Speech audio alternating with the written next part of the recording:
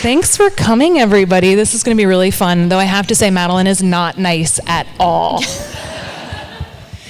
So, Madeline, I talked to you on Nerdette podcast probably about a year ago, maybe a little more than that. But I finished 2018 having read 77 books, and yours was my favorite.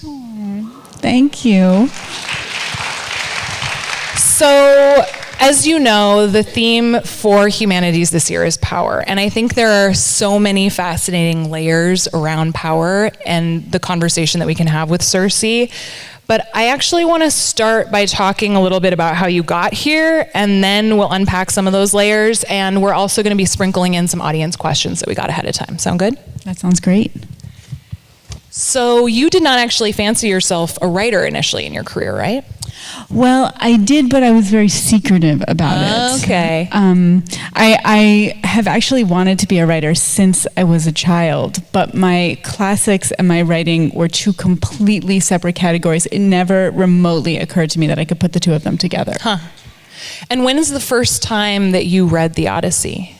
I was 13. Uh-huh. Well, my mom actually would read me little bits of it when I was a child, which is how I first fell in love with these stories. So as sort of bedtime stories, starting when I was around 5 and 6. She has since that time gotten a master's in early childhood education, and now she's appalled that she did that.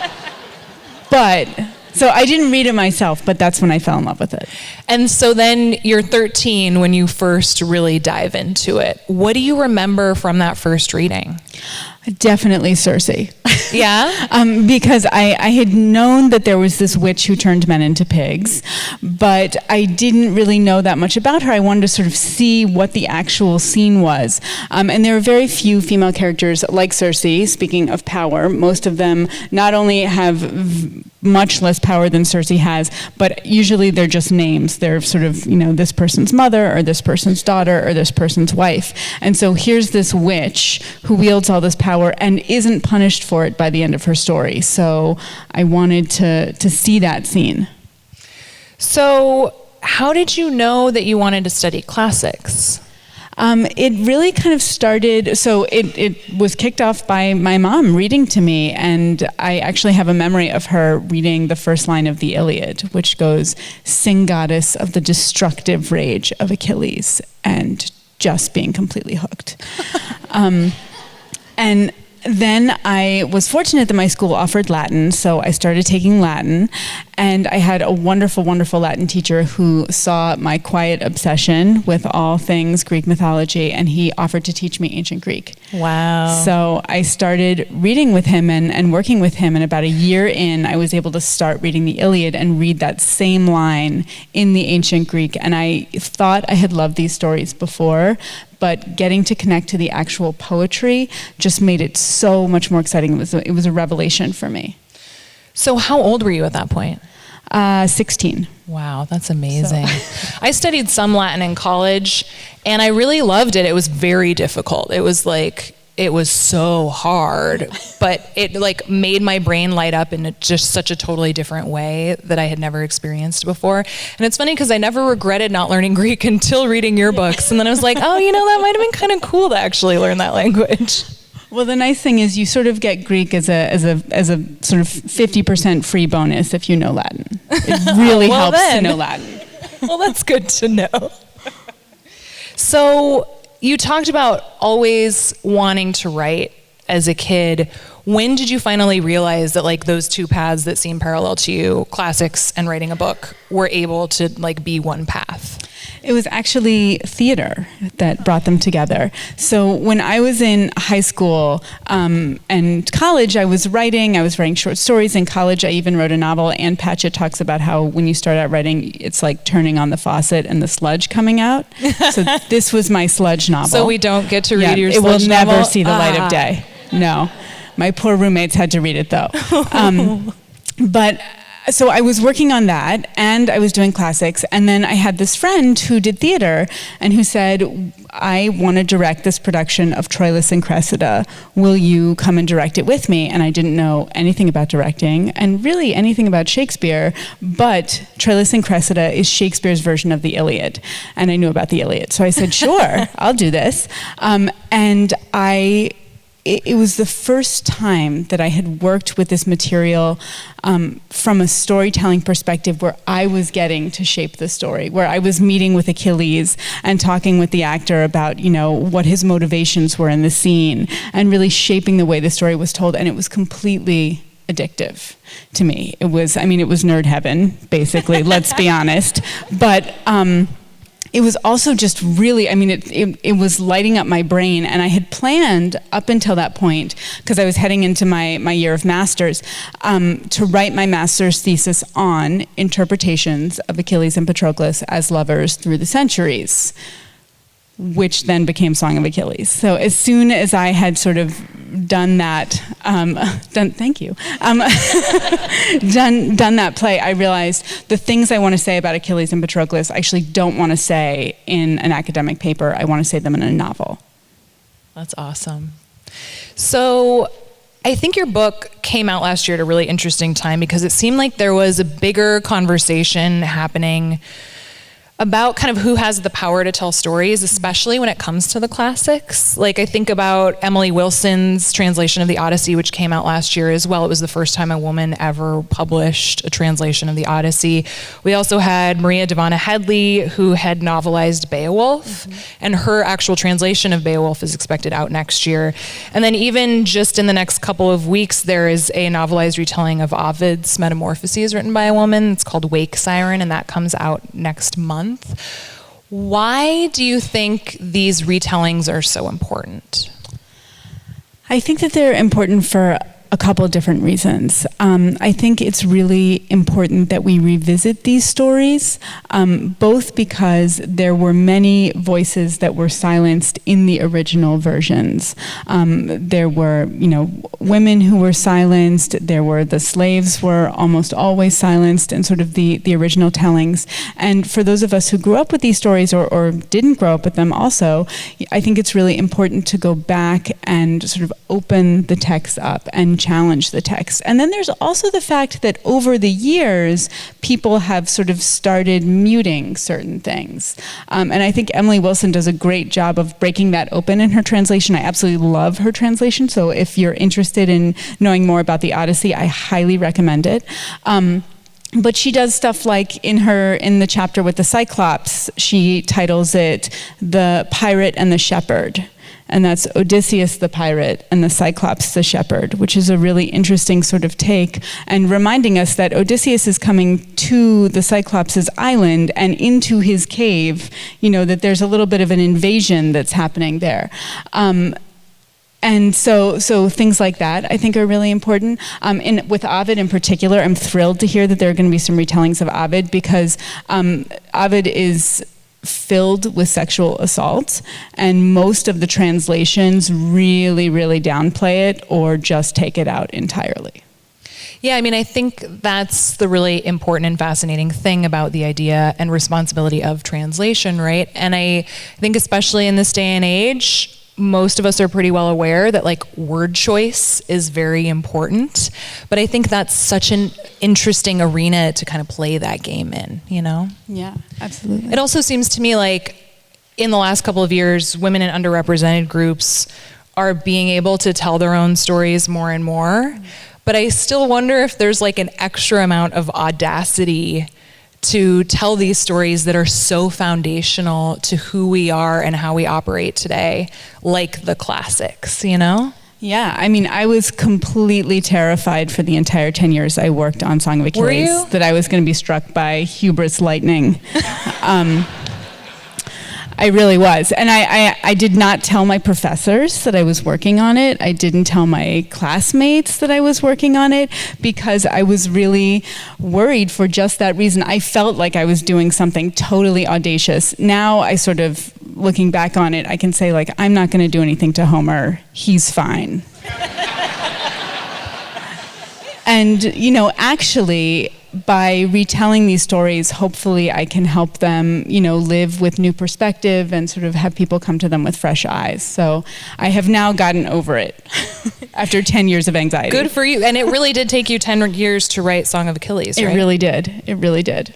So, and what was feedback like generally? When I had the final finished copy of the Song of Achilles in my hand, that was when I called up my mentor. Wow. And I said, so I've written this novel about Achilles and Patroclus. It's literally happening now. Yeah. There's no going back. That's right. Why did you wait that long to tell him? Well, I was really worried. He's a very serious scholar. His name is Michael Putnam. He's one of the luminaries in the field. And I don't know, I was just really worried that he would see it as frivolous but his reaction when I told him was, well, I certainly hope you made them lovers. And I was like, oh my, why have I been keeping this secret? Yes, I did. I think you're going to like the book. Which is great, yeah, because Song of Achilles is pretty sexy. Yeah. Like, you go there. And so the truth is that I think classicists actually understand that these stories there is an unbroken tradition of them being retold from ancient times. And Homer himself is coming, if he was even a person, which I actually don't think he was coming out of oral tradition. So already it was sort of people telling and retelling and shaping these stories. And then you have the tragedians retelling them, and then you have Virgil and Ovid retelling them, and then you have, Shakespeare doing his version, and Margaret Atwood and James Joyce, and sort of on down through the centuries. And so that retelling existed from ancient times. So there is no original text that you really have to be loyal to because it's all just evolved over history. Exactly. There's no such thing as a definitive myth. You can talk about Homer's version or Ovid's version or, Sappho's version of a story, but there is no sort of fixed version. That's really interesting, and it actually reminds me of something I want to ask you about, which is like the distinction between mythology and history, because I think there's actually a lot of gray area in there when you're talking about, the Odyssey and all of those things. But first I want to ask a couple questions from the audience because they're good. Yeah. This one is from Adam S. He says, my question relates to the first-person narrators in your first two novels, Patroclus and Circe. How did you go about developing each of their unique voices? And were the processes similar? And, were there any unique challenges that you had to face with one over the other? So those are actually 3 questions in a row, but I think you can handle it. Okay, well, if I go off track, remind me. I got you.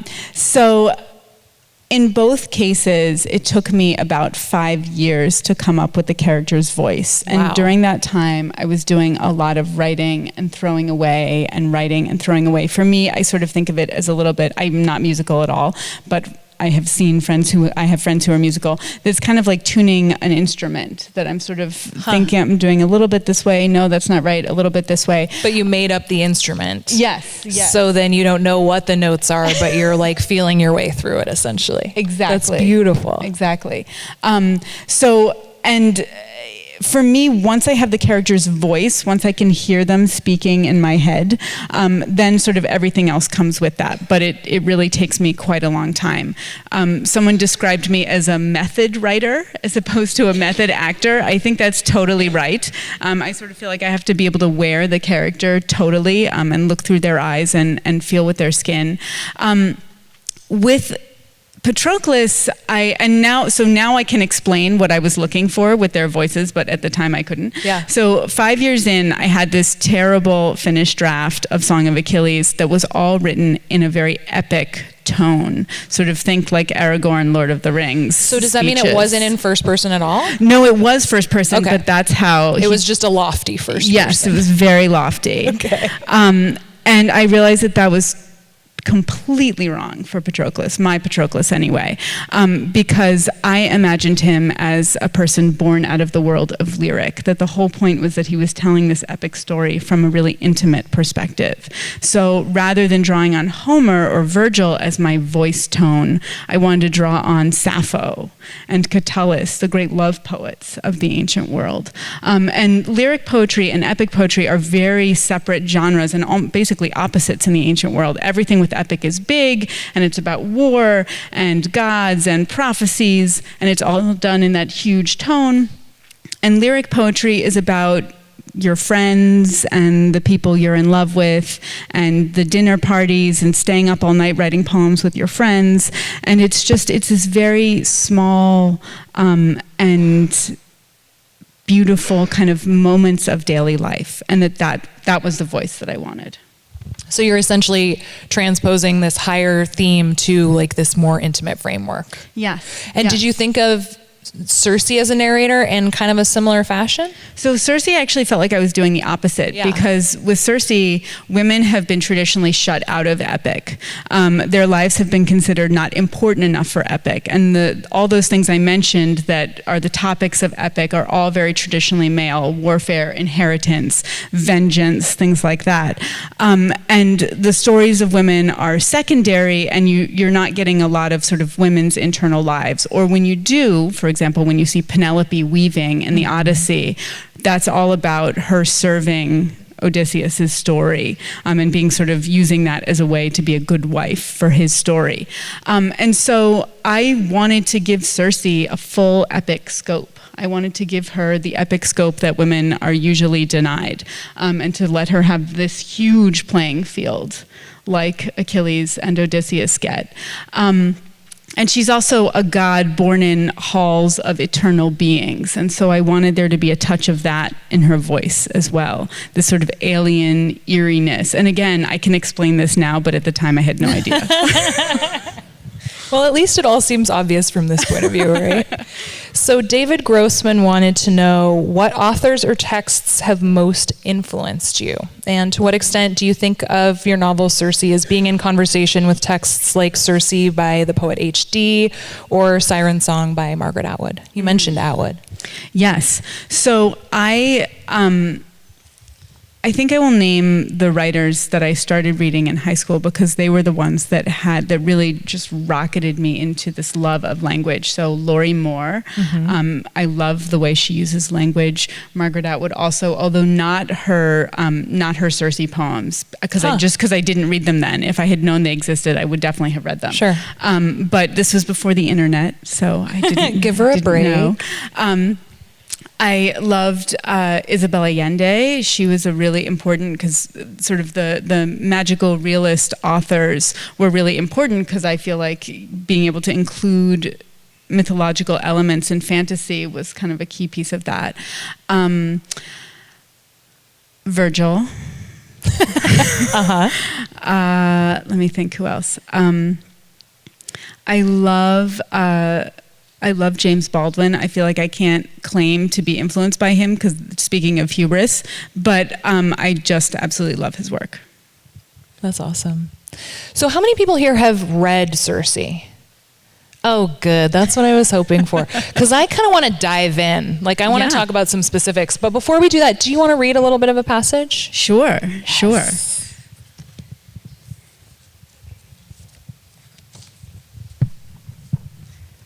Okay, so Circe, seems like a lot of you know this, but she is most famous for turning Odysseus's men into pigs in the Odyssey. This passage comes from the middle of the novel, after she has already learned how to do that and started doing it.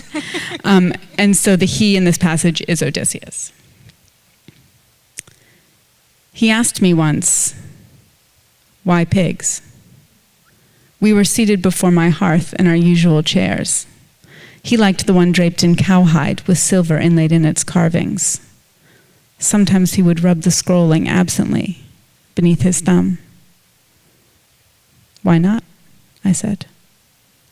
He gave me a bare smile. "I mean it, I would like to know." I knew he meant it. He was not a pious man, but the seeking out of things hidden, this was his highest worship. There were answers in me. I felt them, very deep as last year's bulbs growing fat. Their roots tangled with those moments I had spent against the wall, when my lions were gone, and my spells shut up inside me. After I changed a crew, I would watch them, scrabbling and crying in the sty, falling over each other, stupid with their horror. They hated it all. Their newly voluptuous flesh, their delicate split trotters, their swollen bellies dragging in the earth's muck. It was a humiliation, a debasement. They were sick with longing for their hands, those appendages men use to mitigate the world. Come, I would say to them, it's not that bad. You should appreciate a pig's advantages. Mud slick and swift, they are hard to catch. Low to the ground, they cannot easily be knocked over. They are not like dogs. They do not need your love. They can thrive anywhere, on anything, scraps and trash. They look witless and dull, which lulls their enemies, but they are clever. They will remember your face. They never listened. The truth is, men make terrible pigs.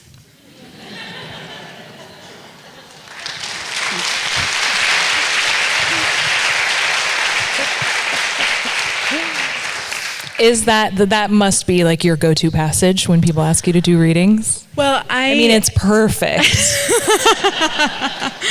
I enjoy reading it, but I enjoy reading from the book partially because I feel like coming out of the Homeric tradition, that is how Homer was originally experienced. It was a bard said, I don't sing and I cannot accompany myself on a lyre. But it was a bard performing and an audience listening. And so I like to, when I edit, I do a lot of reading out loud. That's funny. I do that for radio, but I just figured that was because I have to say it out loud on the radio, you know? Yeah, Circe actually so I reread it before this conversation, but I listened to it both times actually. And the audiobook is also just gorgeous. So that's such a fascinating passage, even that in and of itself, to think about power, right? Like there's so much in there. So for people who haven't read Circe, even though the vast majority of you did, she is literally the daughter of the sun god. No big deal. But she's a nymph, so she's like, the layers of privilege even within that, I think, are really fascinating because she is immortal, but she doesn't have the powers that a lot of her like actual family members have. How did you establish that framework for yourself within this character? So the ancient Greek gods are very hierarchical. So you have sort of Zeus and Helios and Poseidon and Hera and Athena and all the big names up here, but then there are all these levels. There are the winds and the graces and the river gods, and then and it's sort of unclear how some of that power, how all that plays out. But what is clear is who's at the bottom. And those are the nymphs. They're at the very, very bottom. And we talked about Ovid and sexual assault. They are the ones who are showing up in Ovid, who are usually being raped or attempted rape, or they're being given to husbands they don't want to marry. So in the mythology, they have very little agency and very little control over their destiny. And so it was interesting to me to look at this character who, from a mortal perspective, has this amazing privilege, but actually within her world is sort of a pawn and prey. And nymphs are also interesting because they are prey to mortals as well, that there are lots of mortals who subjugate nymphs. And we see that actually with Achilles' mother, Thetis. She is a sea nymph. And she is sort of given by the gods to this mortal. She's very unwilling to be with him. And so looking at her story in Song of Achilles and how she spends all her immortality, all her divine power, trying to save her son's life. And she can't do it. So her story, I think, went right into Circe for me in many ways, because there is this privilege, but there's also this extreme vulnerability. I think the other thing that I found really fascinating about Circe as a character and her power is that it isn't just magically given to her. She has to figure out how to be a witch. And you're very clear in the way you describe it that it takes work for her to hone this. Yes, and that was one of the things that I loved about Circe, is that when we see her in the Odyssey, she's very powerful. And actually, the gods are clearly a little bit nervous of her, but it's not her divine power that they're afraid of. It's her witchcraft. It's the fact that she has literally invented her own power. She is the first witch in what often gets called Western literature. And so she sort of said, forget that whole nymph life. I'm not doing that. I'm going to do this other thing. I'm going to create this power. And it comes out of this skill and knowledge and dedication. It's about, working with potions, working with herbs, saying particular words. It's the opposite of Shazam, which is what Zeus does. It's this very cultivated. And so part of what appealed to me, aside from the power thing, and that she creates her power through her work, and through this total focus, is that I saw her as an artist. I think that's also how artists work, that it takes that kind of dedication. And there's this other sort of interesting piece with power and Circe too, which is Homer describes her as the dread goddess who speaks like a human. And that word is just one word in the Greek, speaking like a human, audeessa. And that kept drawing me in too, because not only is she a nymph who is at the sort of the bottom of the feeding chain, she is also has the voice of a human, which in the world of ancient Greek mythology, among the ancient Greek gods who value power highest of anything else, she would have been a total outcast. In the ancient world, when gods speak to humans' hair stands on end, and their blood sort of feels like it's draining from their body, and they go cold all over. And if it's Zeus speaking to you and he doesn't shield his power from you, you incinerate. And so what is it like to be born among those figures, but to speak like one of us? So that was something I was thinking about too. And she eventually, but humanity, in my mind, has a power that the ancient Greek gods don't have. Yeah, that's the other really interesting thing about, they're all very interesting things, obviously. But another thing that I kept thinking about both times I read this is that, this isn't a very gracious portrayal of these immortal, all-powerful beings. They often seem like the pettiest ones. Absolutely. And in fact, and that's absolutely true to the mythology. They are selfish and cruel. They will punish you if you offend them, but also your children and your children's children and their children, and sort of on forever until the fates or another god makes them stop. If we were really going to diagnose them, we would call them sociopathic narcissists. But the thing that Circe has that I think most gods don't have, and there are a few exceptions to this, but for the most part, what gods do not have is empathy. They are totally obsessed with themselves and their own desires and their own wants.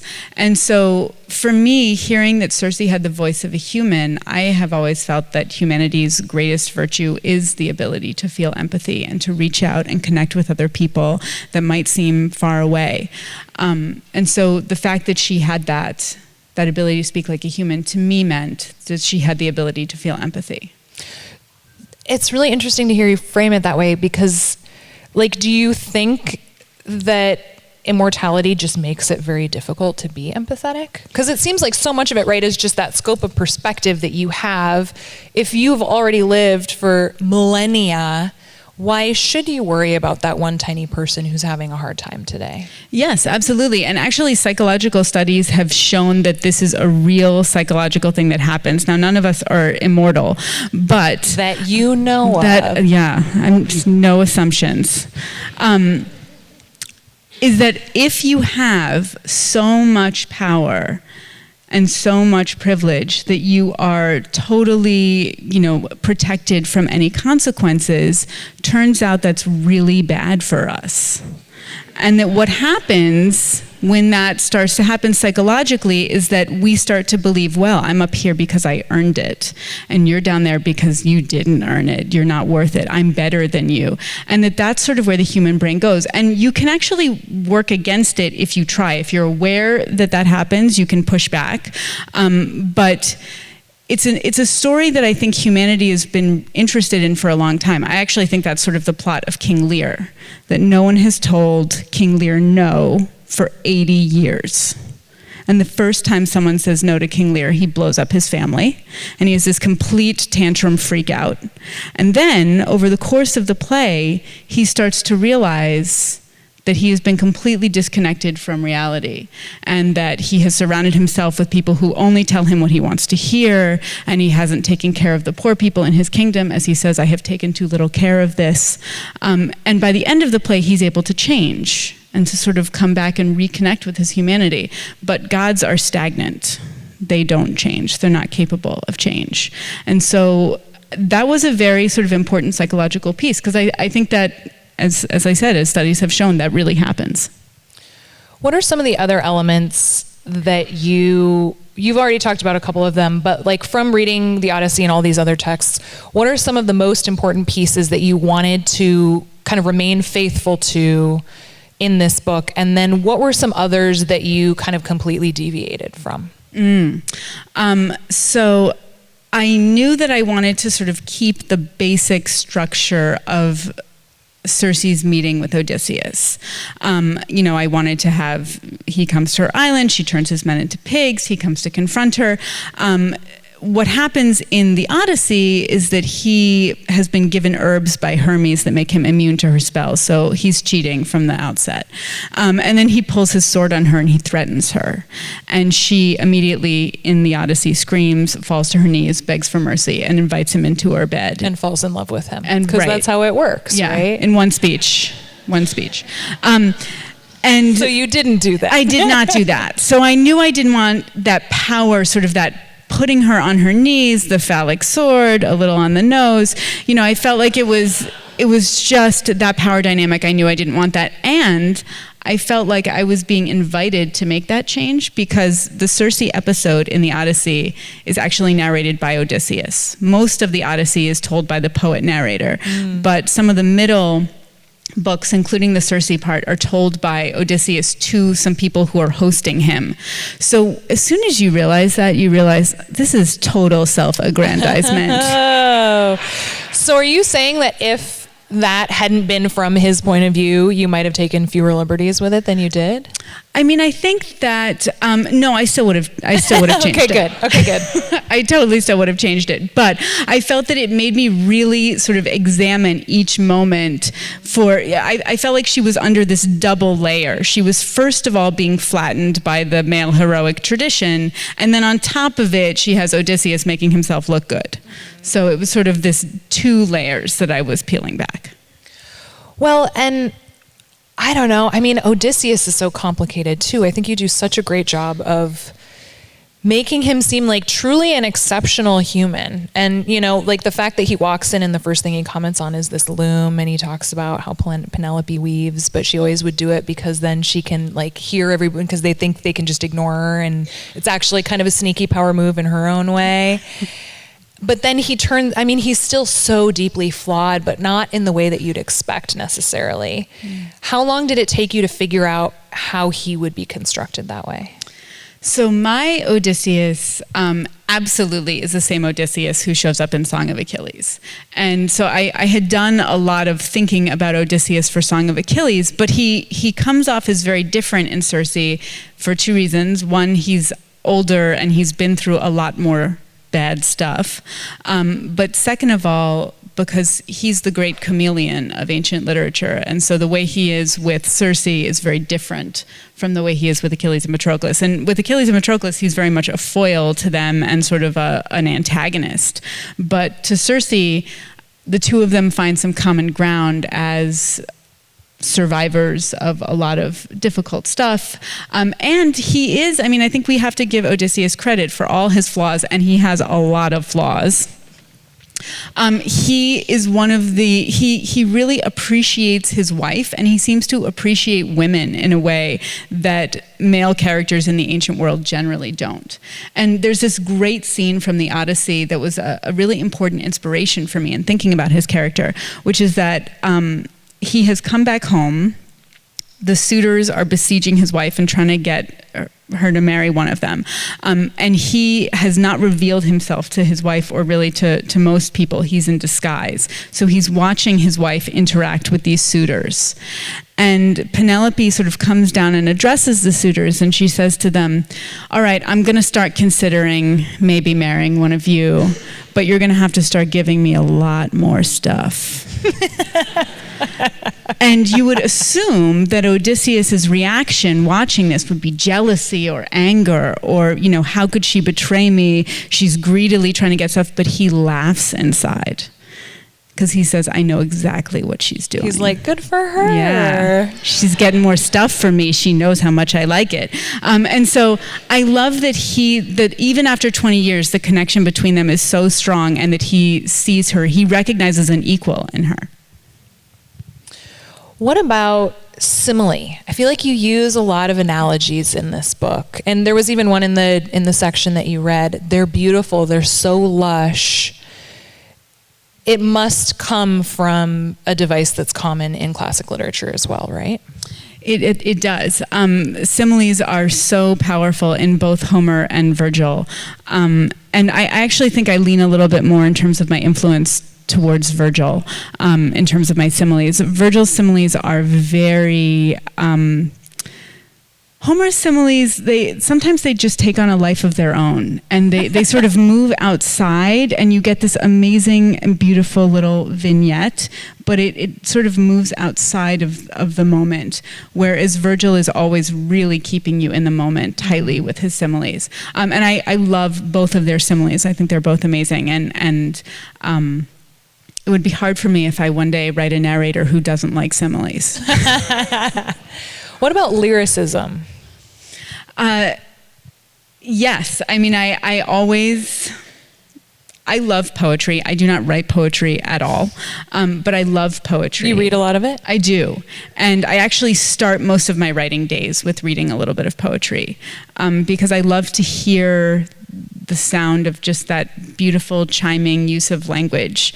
And it reminds me that every word should be load-bearing, as it is in poetry. So I feel like, I like to start that way, because I hope that in some way it trickles down a little bit into my brain as I write. So I'm really curious what you think about the difference or lack thereof between mythology and history.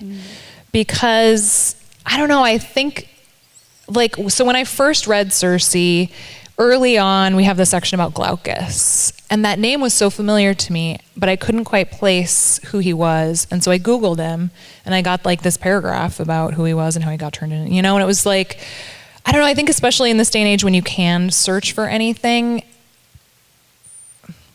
I don't know, I mean, history too, right? Certain people get to decide what the stories are that we hear. And so, I don't know, I was just curious kind of if you think there is gray area in that space, and if you revel in it, because it kind of seems like that's partly what Circe is. Yes. I am very grateful that I do not write historical fiction, because I would feel much more that I needed to stick to the facts, because I would be dealing with a real person's life. Because there are real wars and stuff in these books that you've written, right? But it's still tangential enough. Exactly. And there's so many layers of myth and legend on top of, even if we can trace back, we have a reference to a Prince Alexandru in a Hittite document, which seems to refer to Prince Alexandros of Troy, also known as Paris. But so maybe he was a real person. We have sort of these little hints of that. We know that the city of Troy, in the time that corresponds to the time of the Trojan War, shows signs of having been burnt. But on top of that, there are just so many layers and layers and layers that I feel like I'm not sort of ruining anyone's individual life. I'm not pushing back against a real person, but against sort of the accretion of legend. And I loved absolutely playing with that. And particularly with Circe, because I feel like with the exception of Sappho, all of the voices, all of the writers from the ancient world, of course, are male. And so I loved getting to have Circe say, you know, no, Ovid, I'm not going to be a flat and pathetic figure as you made me in the Metamorphoses. I'm going to have psychologically valid reasons for doing what I do. And, you know, so that was, I did revel in that, I will say. How much did you insert Circe in stories that she isn't actually in to create an epic story? So, you know, I wanted to be careful because, no offense to Forrest Gump, but I didn't want this to turn into like, and then she meets Pegasus, and then she meets Hercules, and then, you know, I didn't want to do like the grand tour of Greek mythology. I wanted to be very clear that every myth that she touches, she naturally touches, or it makes sense for her to touch. So, for example, she very early on in the novel, she meets Prometheus. There is no myth where she meets Prometheus. I totally made that scene up. But her father, Helios, and her grandfather, Oceanus, are really key parts of the Prometheus myth. They are those are three of the greatest titans. And so it made sense for me that she is, A, related to him, but B, also, you know, she's there with her father and her grandfather. And so there's an opening there. Ditto with the Minotaur, that her sister in mythology is the mother of the Minotaur. And so, you know, I didn't have to, I got to then write a Minotaur C-section scene, which is pretty much a career highlight, I would say. So that's the perfect segue to Daedalus, who is such a fascinating character in this book. It was interesting thinking about him in retrospect because he's so fleeting. I mean, is he in more than even a chapter? I think maybe 2 chapters. But yeah. I mean, it's so fleeting, and yet it's so resonant at the same time. And it just got me wondering how you were able to build the secondary characters in this book and make them, you know, because, I mean, Circe could have lived forever. She lived for a very, very, very long time. All of these mortals are in and out in these ephemeral moments, and yet they still were such specific people to her. Can you talk a little bit about that? Sure. So Daedalus was one of those characters. Sometimes writers say that their characters surprise them, and Daedalus was definitely one of those characters for me. I knew that he was going to show up because he's part of the whole Minotaur story. So he's the one who builds the labyrinth that contains the Minotaur. And I've always been interested in him because he's the great genius, inventor, and craftsman of the ancient world. But his scenes just kept getting bigger, and he kept sort of returning, and he and Circe kept having more interesting conversations. And I came to realize that actually they needed to really connect with each other. And I think what drew me to Daedalus as sort of part of Circe's story is the fact that he is the first fellow artist that she meets. He is the first fellow craftsperson. And his art comes, as her art does, out of hard work and knowledge and skill. And they're actually sort of right on opposite sides of the same line. She's this goddess who's almost human, and he's this human who has these godlike abilities to invent. And so they're right there with each other. And so I think they understand each other in a way that most of the people around them can't understand them. And you know, it's sort of a common saying that technology is the same thing as magic. And so her magic and his technology sort of, to me, seemed like natural companions. Do you have a favorite character, or is that an impossible question to answer? That is an impossible question to answer. Yeah. Who came the most easily in envisioning them? I would say Pacify, Circe's sister. I loved writing her. She was vile. Really You know, she just, I cannot believe there's not already an HBO miniseries about her. There really should be. There's very, very little about her. Most of the stories about the Minotaur focus on Minos or Theseus or Daedalus or Ariadne. You know, they focus on all the figures around her, but not the Minotaur's mother. That seems really like a big omission. And I was interested in the fact that Circe, she starts the novel as a villain, as just a straight up villain. And then Circe comes to understand that Pacify is actually dealing with many of the same things that she is. But she's trapped too. She's trapped and she too. always has been. Yes. And Circe decides to live alone in exile on an island, which gives her a measure of independence. It also makes her vulnerable in other ways, but it gives her some independence, whereas Pacify wants to wield power in the world, which basically means that if you're a woman, you have to terrorize everyone around you, which she does. That's amazing. So, speaking of HBO, this book has been optioned, right? It has been. Can you tell us any fun facts about when we get to see this on the little screen? Sure. So I don't know much, but what I do know is that it's going to be on HBO Max, which is sort of going to be a new streaming service. The first season has 8 episodes. And right now the thinking is that is not going to be the end of the book, that's going to be partway through. There's a lot in there. Yeah. I need them to give it time. Yeah. So I'm thrilled. I'm totally, but congratulations. It's really exciting. So thank you.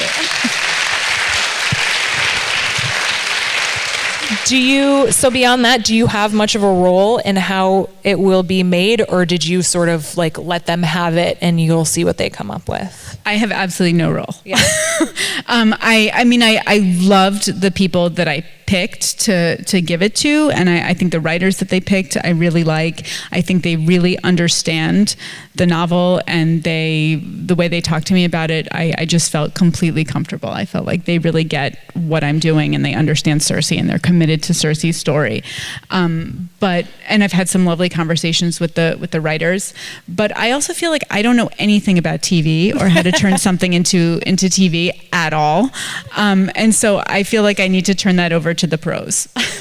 That's so interesting. I think like different creators have different opinions about that, and it's always fascinating to me to talk to someone who made a really beautiful text and see the extent to which they want to be involved in an adaptation to the screen, because some want to be all over it and they have a vision of what it should be.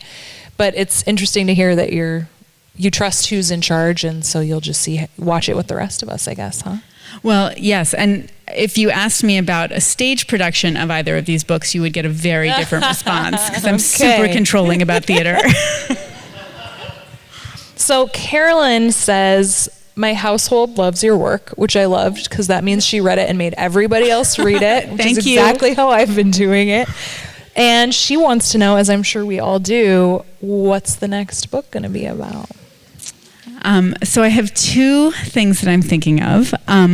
One of which, I'm not sure which one's going to come first, but after directing Troilus and Cressida, I then fell in love with Shakespeare and with directing. And I've been thinking about The Tempest for the last 10 years. So The Tempest is in there. It's also about magic and witches and islands, so there's definitely sort of an extension of Circe. A little bit there. And then the other thing is, we've talked about Virgil, but the Iliad is the other great ancient epic love of my life. And I would love to work in Virgil's world. I see Virgil as the great humanist of the ancient world. And the way he tells the story of the refugees from Troy, because that's what the Iliad is about. It's about, the Trojans, the handful of Trojans who survive this horrific extermination that happens, and then sort of how they go on and find a new place to live. So I would love to work in that world. Well, I will happily speak for everyone here when I say that we would be happy to read either of those books. So thank you. No pressure, but pressure. Do you consider yourself to be at all witchy? That's a really good question. So before I wrote Circe, I would have said no.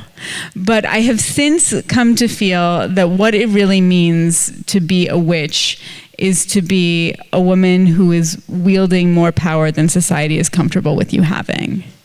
And so I feel that we should all be witches.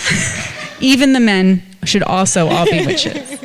I love that. I actually think I might not have called myself a witch until I read Circe also. But let's lean into it, So for people who have read Song of Achilles and Circe, but maybe haven't spent a lot of time with these original texts, or, maybe read them in high school and promptly forgot about them, what would you recommend people kind of start with in its classic form to acquaint themselves with the classics?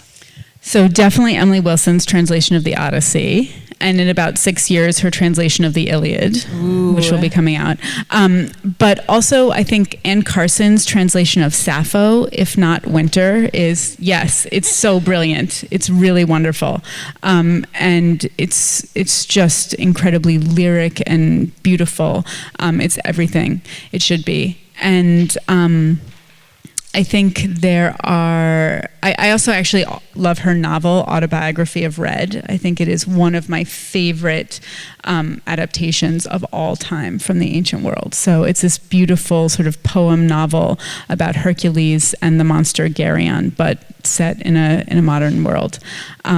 So Autobiography of Red, If Not Winter, Emily Wilson. I'm glad you're repeating them. Yeah. Let me think. I love the Mere Wife that you mentioned, which is the retelling of Beowulf. That has nothing to do with classics, but it was a great book. Well, I mean, we probably haven't read it since high school or college anyway. It's in that category. I think there's some wonderful theater productions out there.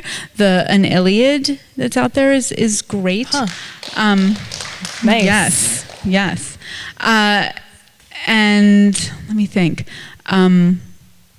If you were going to read the Iliad, which I highly recommend, I would recommend the audiobook, because the Iliad is a lot more name heavy than the Odyssey is. And a lot of the names are like, and then this guy brought this many ships, and then this guy brought this many ships, and then this guy. And I feel like on the page, we just it's easy to bog down a little bit. So if you hear it, I think it goes by the way it's supposed to go by. Yeah. Well, and that's actually, I asked you that same question when I interviewed you for your Nerdette, and you said that the Odyssey would be great in audio form also, just because, definitely. That is kind of the whole point, right? Is that these were stories that people told each other and passed along, in which case, why not experience it that way? And the new translation that we've been talking about by Emily Wilson is actually narrated by Claire Danes, which, why wouldn't you want Claire Danes to read the Odyssey to you? And it's actually kind of a short audiobook. It's 6 hours. I did it on a road trip, so y'all can make it happen. Madeline Miller, thank you so much. It was really a pleasure talking with you. Thank you all so much for coming. Thank you.